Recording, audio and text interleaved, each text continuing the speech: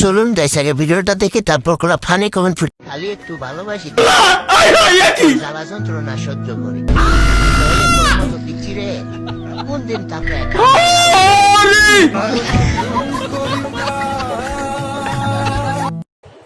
এই সময় কম, শুরু করো। এআই বলে নিজেকে সান্ত্বনা দেন।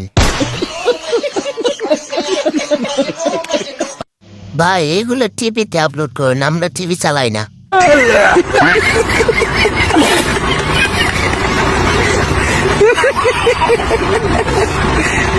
মনে হয় বাপ বেটি।